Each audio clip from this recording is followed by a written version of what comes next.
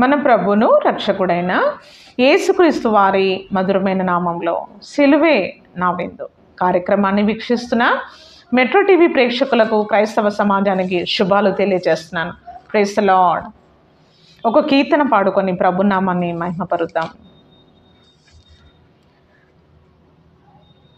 దయాళుడైన Jehovah, కృతజ్ఞతాస్తుతులు. దయాళుడైన Jehovah, కృతజ్ఞతాస్తుతులు. నీ దీన దశలో నున్నప్పుడు జ్ఞాపకము చేసుకొనెను. నీ దీన దశలో నున్నప్పుడు జ్ఞాపకము చేసుకొనెను. గ్రహించు హృదయము, చూచు కనులు నాకు దయచేసెను. గ్రహించు హృదయము, చూచు కనులు నాకు దయచేసెను. దయాళుడైన యెహోవా, కృతజ్ఞతాస్తుతులు. నీ జీవిత భవంతులను వెలగల రాళ్ళతో కట్టుకో. నీ జీవిత భవంతులను వెలగల రాళ్ళతో కట్టుకో.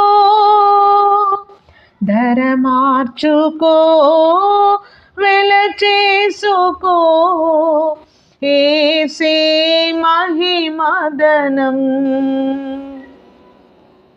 ధర మార్చుకో, వెల చేసుకో, యేసే మహిమదనం.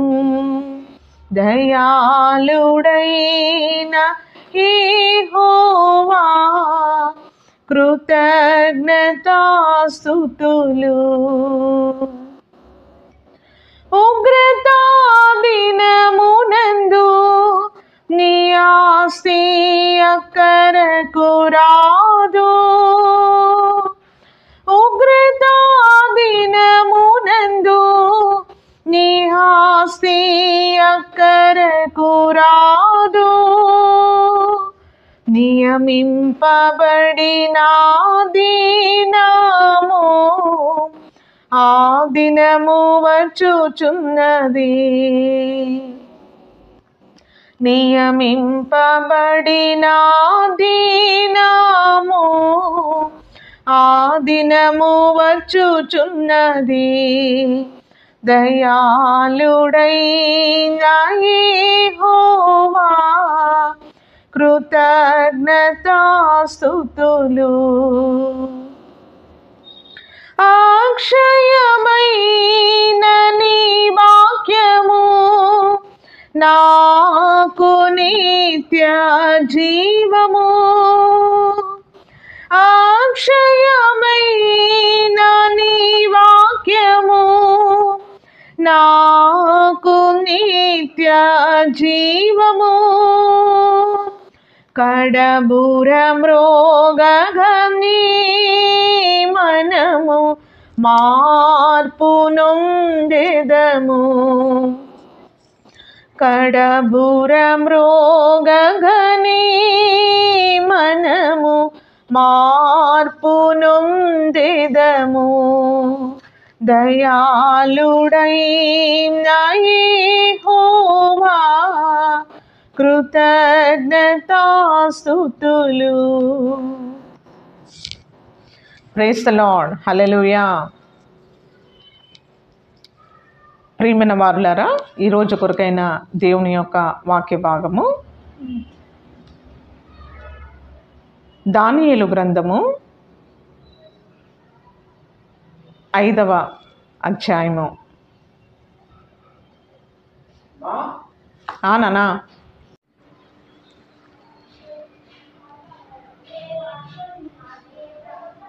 దానియేలు గ్రంథము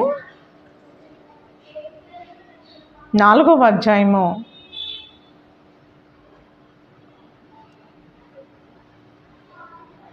33వ వచనము నుండి. ఆ గడియలోనే అలాగున నెబుకద్నెజరునకు సంభవించెను. మానవులలో నుండి అతడు తరిమిరి. అతడు పశువు వలె గడ్డి మేసెను. ఆకాశపు మంచును అతని దేహమును తడపగా అతని తల వెంట్రుకలు పక్షిరాజు రెక్కల ఈకల వంటియు అతని గోళ్ళు పక్షుల గోళ్ళు వంటియు ఆయను. ఆ కాలము గడిచిన పిమ్మట నెబుకద్నెజరు, నేను మరలా మానవ బుద్ధి గలవాడనై నా కండ్లు ఆకాశము తట్టు ఎత్తి చిరంజీవియు సర్వోన్నతుడగు దేవుని స్తోత్రము చేసి గణపరచి స్తుతించి తిని, ఆయన ఆధిపత్యము చిరకాలము వరకు, ఆయన రాజ్యమును తరతరములున్నవి. భూనివాసులందరూ ఆయన దృష్టికి ఎన్నికకు రానివారు. ఆయన పరలోక సేనల ఎడల భూనివాసుల ఎడల తన చిత్తము చొప్పున జరిగించువాడు. ఆయన చెయ్యి పట్టుకొని నీవేమి చేయుచున్నావని ఆయనతో చెప్పుటకు ఎవడును సమర్థుడు కాడు. ఆ సమయమందు నా బుద్ధి మరల నాకు వచ్చెను. రాజ్య సంబంధమగు ప్రభావము నా ఘనతయు నా తేజస్సు నాకు కలిగెను. నా మంత్రులలో నా క్రింద అధిపతులు నా యొద్ద ఆలోచన చేయుటకు వచ్చిరి. నా రాజ్యము నాకు స్థిరపడగా నేను మరి ఎక్కువగా ఘనత నొంది తిని. ఇలాగూ నెబుకద్నెజరు, నేను పరలోకపు రాజు యొక్క కార్యములన్నీ సత్యములను, ఆయన మార్గములు న్యాయమునై ఉన్నవని గర్వముతో నటించు వారిని ఆయన అనుపశక్తి గలవాడని ఆయనను స్తుతించుచు కొనియాడుచు గణపరచుచు ఉన్నాను. ప్రియమైన వారులారా, ఈ యొక్క వృత్తాంతములో మనము చూడవలసిన విషయము, నెబుకద్నెజరు రాజు తనకున్న రాజ్యాన్ని బట్టి, దేవుడిచ్చిన అధికారాన్ని బట్టి, తన యొక్క రాజ్య విస్తరణ బట్టి తను అతిశయించినప్పుడు దేవుడు తనకు గుర్తు చేస్తున్నాడు. ఆకాశమందున్న దేవుడు ఉన్నాడు. ఆయన యొక్క అధికారములోనికి వచ్చినట్లయితే దేవుడు అట్టివారిని దీవించి ఆశీర్వదించగలుగుతాడని. రెండవది, హృదయమందు అతిశయించి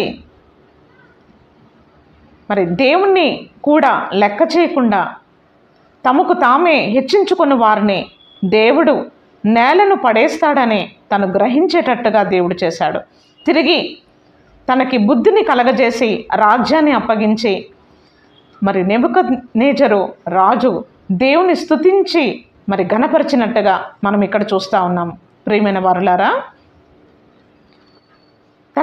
తన యొక్క కుమారుడైన బెల్షాసరు రాజు కూడా ఈ విషయాన్ని, తన తండ్రి జీవితంలో జరిగిన విషయాన్ని కూడా గ్రహించి హృదయమందు గర్వించి దేవుని యొక్క మందిరములో ఉండే ఉపకరణములను, బంగారు పాత్రలను తీసుకుని వచ్చి తన యొక్క సేనాధిపతులతో రాణువారితో ఉపపత్నులతో ఆ యొక్క ప్రతిష్ఠించబడిన ఉపకరణములలో ద్రాక్షారసము పోసుకొని తాగాలన్న ఆలోచన తనకు వచ్చినప్పుడు వెంటనే ఒక గోడ మీద ఒక చెయ్యి వ్రాత కనబడెను. ఆ వ్రాతను తను చదవలేకపోయాడు, గ్రహించలేకపోయాడు. ఆ సమయంలో తన హృదయము, తన యొక్క ముఖము కూడా వికారంగా మార్చబడినప్పుడు రాణిగారు అడుగుతూ ఉన్నారు, నీవెందుకు దుఃఖంగా ఉన్నావు, ఎందుకు నీ ముఖము ఎందుకు వికారంగా ఉందంటే, నాకు ఈ విధంగా జరిగింది, దాని భావం ఏంటో నాకు అర్థం కావట్లేదు అన్నప్పుడు తన యొక్క తండ్రి, తన యొక్క మామగారైన నెబుకద్నెజరు కాలంలో ఏ విధంగా దైవ జ్ఞానము కలిగిన, పరిశుద్ధాత్మ కలిగిన, బుద్ధి జ్ఞానం కలిగిన బెల్షాసరు ఉన్నాడని తన భర్తకి చెప్పినప్పుడు వెంటనే అతన్ని పిలిపించాడనమాట. పిలిపించినప్పుడు దానియేలు బెల్షాసరు ముందు ప్రవేశపెట్టారు. చూడండి, అప్పుడు వారు దానియేలును పిలవనంపించిరి. అతడు రాజుతో ఇట్లనెను, రాజుకు నా తండ్రి యూదుల నుండి ఇక్కడికి తీసుకుని వచ్చిన చెర సంబంధమగు యూదుల నుండి దానియేలు నీవే కదా? దేవతల ఆత్మయు వివేకము బుద్ధియు విశేష జ్ఞానము నీ అందున్నవని నిన్ను గూర్చి వింటిని. ఈ వ్రాత చదివి దాని భావము తెలియజెప్పవలనని జ్ఞానులను గారడి విద్య గల వారిని పిలిచి తిని గాని వారు ఈ సంగతి యొక్క భావము తెలపలేకపోయిరి. అంతర్భావములను బయలుపరచుటకును కఠినమైన ప్రశ్నలకు ఉత్తరమిచ్చుటకును నీవు సమర్థుడవని నిన్ను గూర్చి విని ఉన్నాను గనక ఈ వ్రాతను చదువుటకు దాని భావము తెలియజేపుటకు నీకు శక్యమైన ఎడలా అనేసి దానియేలుకు మరి వివిధమైన బహుమానాలతో నేను నిన్ను ఘనపరుస్తాను, నిన్ను జ్ఞాపకం చేసుకుంటానని అనేకమైన మాటలు చెప్తా ఉన్నప్పుడు దానియేలు ఆ రాజుతో అంటా ఉన్నాడు, నీ దానములు నీ యొద్ద ఉంచుకొనుము, నీ బహుమానములు మరి ఎవరికైనా ఏమో, అయితే నేను ఈ వ్రాతను చదివి దాని భావమును రాజునకు తెలియజెప్పేదను అనేసి ఆ యొక్క వ్రాతను ఆ భావాన్ని తెలియజేస్తాడు.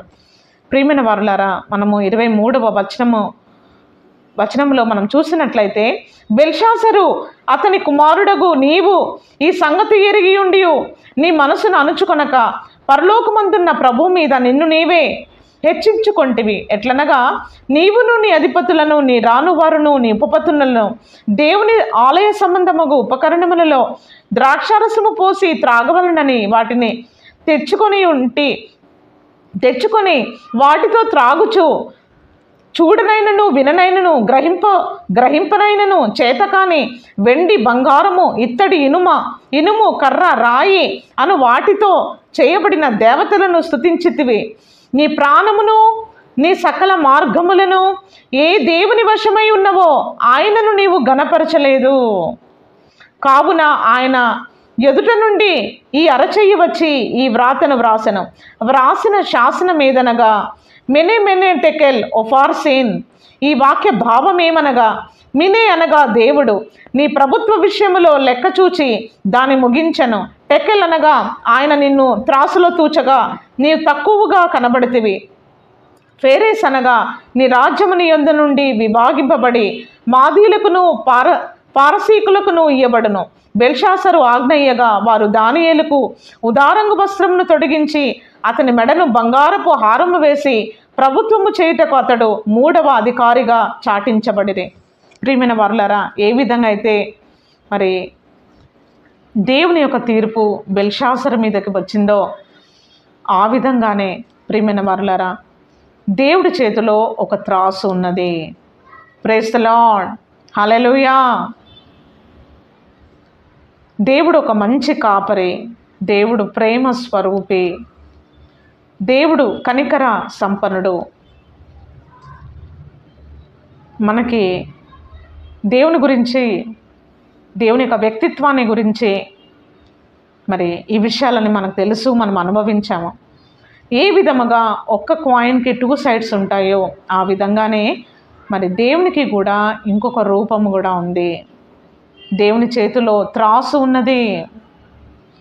ఆ త్రాసులో ఒకానొక రోజు దేవుడు మనకెన్ని సదుపాయాలు అనుగ్రహించాడో, దేవుడు మనకెంత సమీపముగా ఉన్నాడో, దేవుని యొక్క చిత్తం ఎన్నిసార్లు మనకి బయలుపరచబడింది, పరిశుద్ధమైన దేవుని వాక్యం ఎన్నిసార్లు దేవుడు మన యొద్దకు తీసుకొని వచ్చాడో, దేవుడు మనకెంత ఆయుష్ అనుగ్రహించి ఆరోగ్యాన్ని ఇచ్చి అనేకమైన విధాలుగా దేవుడు మన మార్గములను సరళపరిచి మన చేతి పనులను దీవించి మనలను ఎంతగానో దేవుడు హెచ్చించినప్పటికీ ఈ లోకంలో దేవుని లెక్క చేయకుండా, దేవుని ఘనపరచకుండా ఉన్నట్లయితే మనము కూడా మరి దేవుని యొక్క తీర్పులోనికి వస్తామని నేను ప్రేమపూర్వకంగా మీకు తెలియజేస్తా ఉన్నాను. చూడండి, నీ ప్రాణమును నీ సకల మార్గములను ఏ దేవుని వశమై ఉన్నవో ఆయనను నీవు గణపరచలేదు. ప్రియమైన వారులారా, చూడండి, రోమీయులకు రాసిన పత్రిక 1వ అధ్యాయము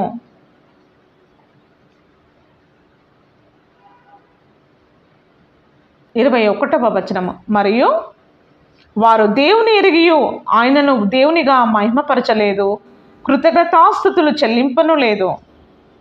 వారి అవివేక హృదయము అంధకారమాయను.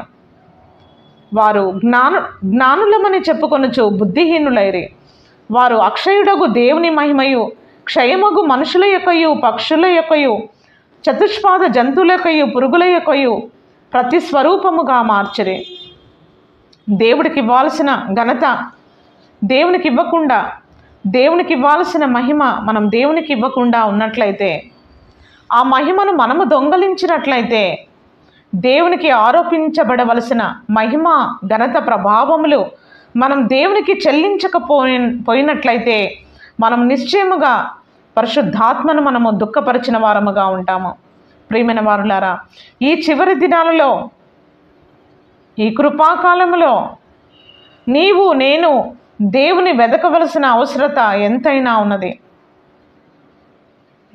మనలో ఉన్న ఆత్మ దేవుడు పెట్టిన దీపము, మనలో ఉన్న ఊపిరి దేవుడు మనకిచ్చిన దానము.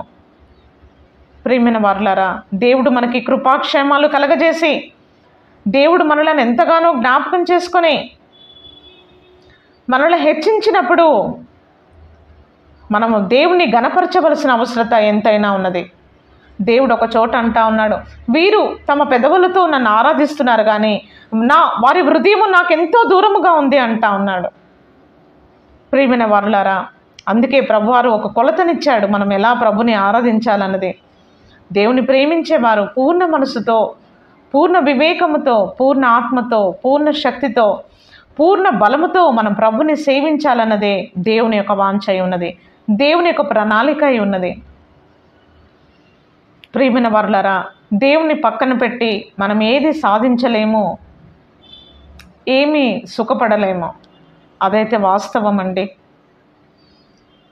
దేవుని ఎరిగి వారు నన్ను దేవునిగా మహిమపరచలేదంటా ఉన్నాడు, కృతజ్ఞతాస్తుతులు చెల్లింపలేదంటా ఉన్నాడు. ప్రియమైన వారులారా, ఈ సంవత్సరం అంతయు, గడిచిన కాలమంతయు దేవుడు చేసిన మేళ్ళు, మన ఎడల ఆయనకున్న తలంపులు, ఆయన చేసిన ఉపకారములు, తప్పించిన కీడు, తప్పించిన మరణము, తప్పించిన అపాయాలు, మన పక్షమున దేవుడు నిలబడి, మన పక్షమున వ్యాజమాడి మనకు అనుగ్రహించిన విజయాలు, ఘన విజయాలు, అంధకారంగా ఉన్న మన జీవితాన్ని దేవుడు ప్రకాశింపచేసి మన హృదయాన్ని వెలిగించి ఒక వేకువ చుక్కగా మన హృదయములో ఆయన ఉద్భవించి నీతి న్యాయములు యొక్క మార్గమును మనకు చూపించి మనల్ని నడిపిస్తూ ఉన్నాడండి. మనం స్థిరపడిన తర్వాత, మనం ఆశీర్వదించబడిన తర్వాత మనం ఎన్నడూను దేవునికి కలిగిన కనికరము కలిగిన హస్తాన్ని మనం ఎన్నడూను మర్చిపోకూడదు. దేవుడు చేసిన మేళ్లను మనం మర్చిపోకూడదు. దేవుడు చేసిన ఉపకారములను మనం మర్చిపోకూడదు. మానవుడి యొక్క నైజం ఏంటి అంటే మరచుట, మర్చిపోవుట, జ్ఞాపకం చేసుకునపోవుట. కానీ ప్రియమైన వారులారా, ఒక కృతజ్ఞత బుద్ధి కలిగిన వారమై దేవుడు చేసిన మేళ్లను మనం జ్ఞాపకం చేసుకొని ఈ సంవత్సరాంతములో మన జీవితాన్ని నూతనపరుచుకోవాలి. మన హృదయాన్ని మనం నూతనపరుచుకోవలసిన అవసరము ఎంతైనా ఉన్నది. దానియేలుకి దేవుడు తన ఆత్మను అనుగ్రహించి, తన ఆత్మ ద్వారా దైవ జ్ఞానాన్ని ప్రసాదింపచేసి, బుద్ధిని వివేకాన్ని కలగజేసి, ఏది మంచి ఏది చెడు మరి గ్రహించేటట్టుగా దేవుడు చేసి, మరి దేవుని మరి గొప్పగా, దేవుని యొక్క మహిమ కలిగిన పాత్రగా, దేవునికి చిత్తానికి ప్రకటించే మరి దేవుని బిడ్డగా మరి ఆయా రాజుల కాలంలో దానియేలుని ప్రభువారు నిలబెట్టారు. ప్రియమైన వారులారా, దానియేలు యవనుడు అయినప్పటికీ,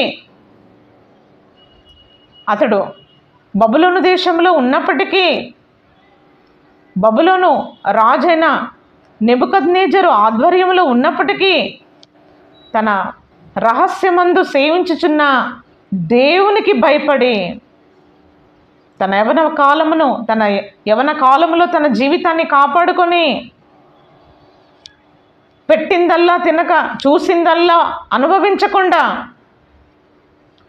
ఒక ఆత్మ సంబంధమైన క్రమశిక్షణ అలవర్చుకొని దేవుని ఘనపరుస్తూ, దేవుని ఆరాధిస్తూ, దేవుని స్తోత్రిస్తూ పరలోకమందున్న దేవుణ్ణి ప్రార్థన చేస్తూ దేవుడి మీద ఆనుకొని బ్రతికాడండి. పాత నిబంధన కాలంలో ఉన్న పరిశుద్ధులే ఆ విధంగా సేవించగలిగితే నూతన నిబంధన కలిగిన మనము, ప్రభువారు రక్తంలో కడగబడిన మనము, ప్రభు చేత మన పాపములు క్షమించబడి ఉన్నవి, మన యొక్క హృదయమును, మన యొక్క ఆత్మను ప్రభువారు ఎంతో శుద్ధి చేసి ఒక మంచి మనస్సాక్షిని దేవుడు అనుగ్రహించే ఒక స్వేచ్ఛపరమైన ఒక జీవితాన్ని మనకిచ్చినప్పుడు ప్రియమైన వారులారా, మనం దేవుని సేవించాలి. అందుకే దేవుడు అంటా ఉన్నాడు, దానియేలు నీవు బహుప్రియుడవు. ఈ మాట ఎవరితో అన్నారంటే తండ్రి అయిన దేవుడు తన ప్రియ కుమారుడైన యేసుక్రీస్తు ప్రభుల వారి గురించి అన్నాడండి. ఈయన నా ప్రియ కుమారుడు, ఈయన యందు నేను ఆనందిస్తున్నాను అంటా ఉన్నాడు. మన జీవితకాలం అంతా మనము పొందుకోవలసిన స్టేట్మెంట్ ఏంటి అంటే దేవుని నుండి, నీవు నా కుమారుడవు, కుమార్తెవు, నీ యందు నేను ఆనందిస్తున్నానని దేవుడు పరలోకపు తండ్రి మన జీవితకాలం అంతటిలో దేవుడు నోట నుండి మనం వినవలసిన మాట, దేవుడు నోట నుండి మన గురించి ఆయన పలకవలసిన మాట. ప్రియమైన వారులారా, మరి ఇటువంటి మెప్పు దేవుని యొద్ద నుండి మనం పొందుకోవాలి అంటే మనం దేవుని చిత్తాన్ని జరిగించాలి. చాలామంది నా సరౌండింగ్ నేను చూస్తూ ఉన్నాను, దేవుని చిత్తాన్ని చేయకుండా వారి చేతులు కట్టేసుకుంటా ఉన్నారు. దేవుని కార్యాలు వారు చేయకుండా, వారి చిత్తంలో దేవుని చిత్తము జరగకుండా వాళ్ళ కాళ్ళను వాళ్ళు కట్టేసుకుంటా ఉన్నారు. వారి నాలుకను, వారి నోటిని కట్టేసుకుంటా ఉన్నారు, బిగబెట్టుకుంటున్నారు.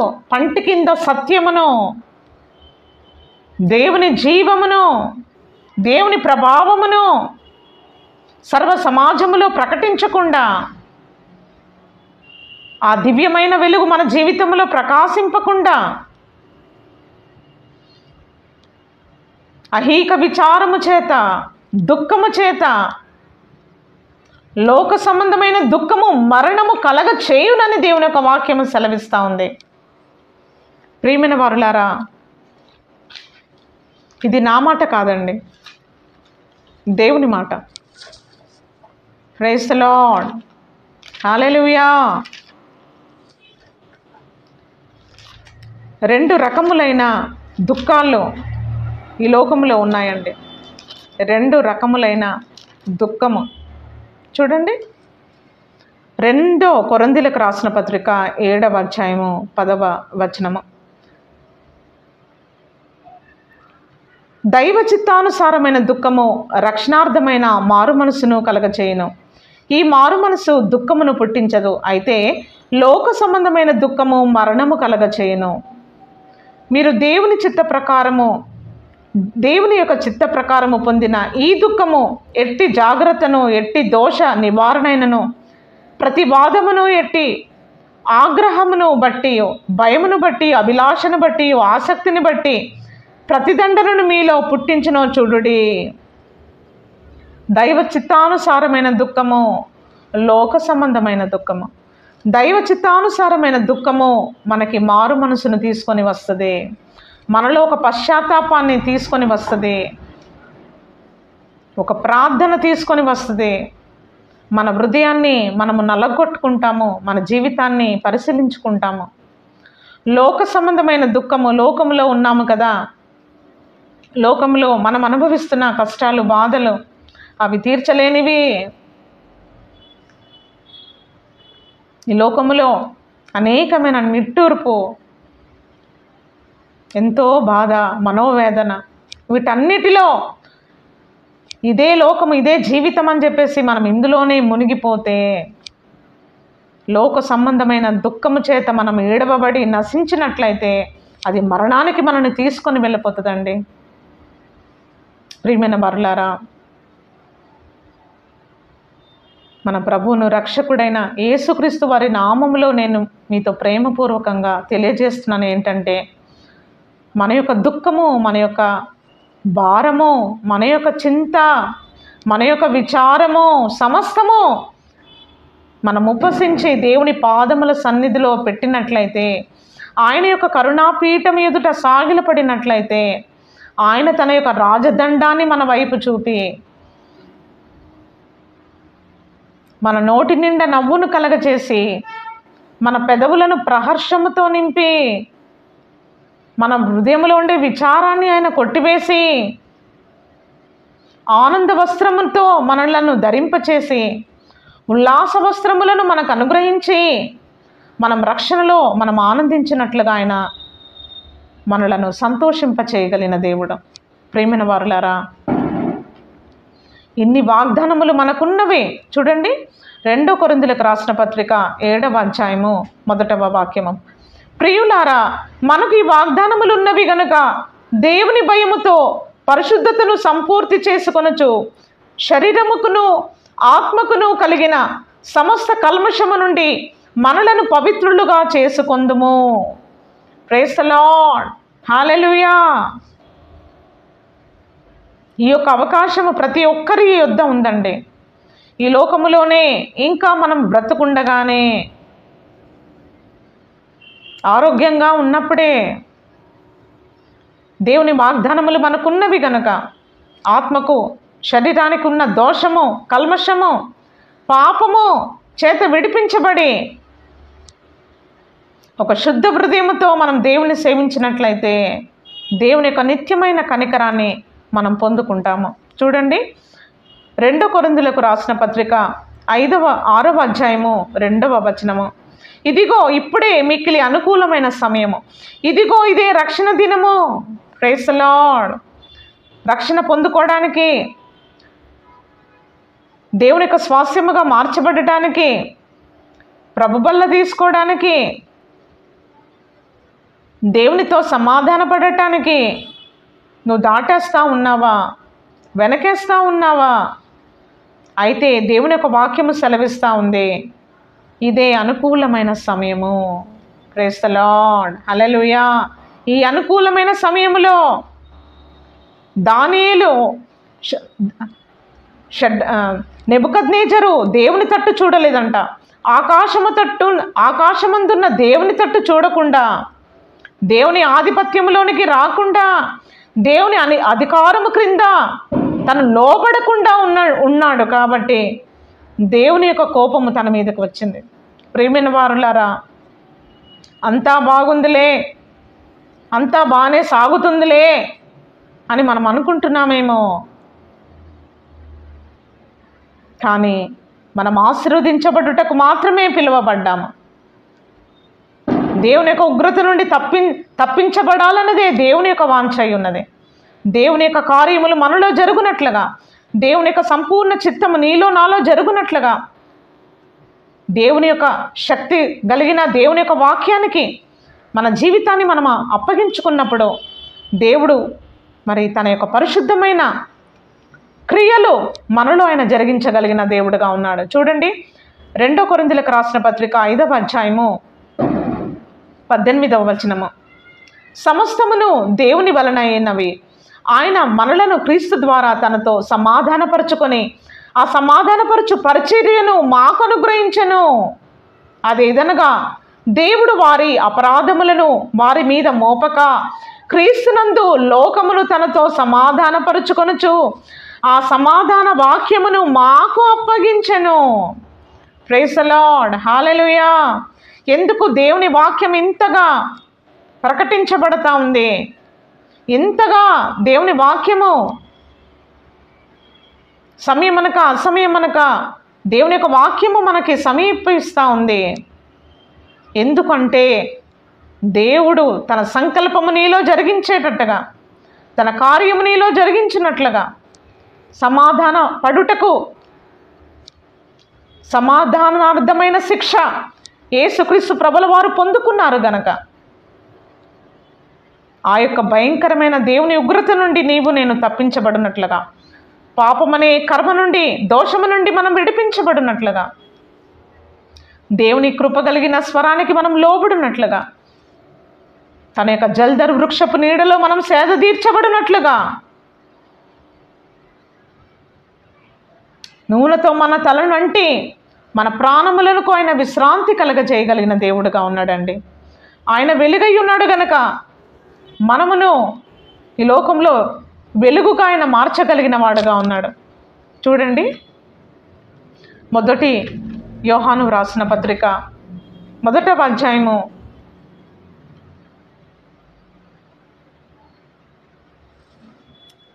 6వ వచనము నుండి 5వ వచనము నుండి, దేవుడు వెలుగై ఉన్నాడు, ఆయన యందు చీకటి ఎంత మాత్రము లేదు, ఆయనతో కూడా సహవాసము గలవారమని చెప్పుకునేడలా చీకటిలో నడిచినడలా మనం అబద్ధమాడుచు సత్యమును జరిగింపకుందుము. అయితే ఆయన వెలుగులో ఉన్న ప్రకారము మనమును వెలుగులో నడిచినడలా మనము అన్యోన్యమైన సహవాసము గలవారమై ఉందము. ప్రైజ్ ది లార్డ్, హల్లెలూయా. ఈ అన్యోన్యమైన సహవాసము కొరకే దేవుడు నిన్ను నన్ను పిలుస్తూ ఉన్నారు. పిలవబడిన ఆయన పిలుపు, తెరవబడిన ఆయన ద్వారము, తన కృప మన ఎడల విస్తరించబడతా ఉంది. ఆయన కృప చూపుటకు ఐశ్వర్యవంతుడై ఉన్నాడు. ప్రియమైన వారులారా, ఈ ఐశ్వర్యాన్ని పొందుకోవడానికి నీవు సిద్ధమా? ఇంత గొప్ప రక్షణ మనం నిర్లక్ష్యము చేయకుండా మనము దేవునికి లోబడి గణపరిచి దేవుని వాక్యానికి మన జీవితాలను అప్పగించుకొని దేవుని స్వరూపంలోనికి మనం మార్చబడి